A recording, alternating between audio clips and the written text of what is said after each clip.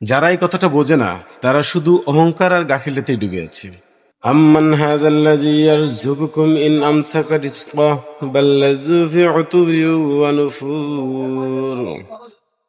তবে কে আছে তোমাদেরকে রিজিক দিতে পারে আল্লাহর দেওয়া রিজিক যদি বন্ধ করে দেন? বরং তারা গর্ব এবং মুখ ফিরে চলায় লিপ্ত থাকে।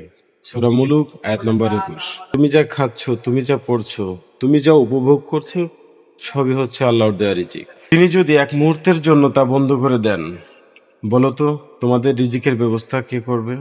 যারা এই কথাটা বোঝে না তারা শুধু অহংকার আর গাফিলতিতে ডুবে আছে।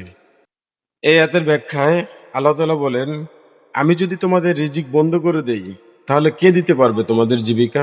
আল্লাহ তাআলা আরো বলেন, মানুষ গর্ব করে, অহংকার করে এবং আমার কথা ভুলে যায়, অথচ তাদের প্রতিদিনের খাবার এবং পানি, বাতাস সবই আমার দেওয়া রহমত।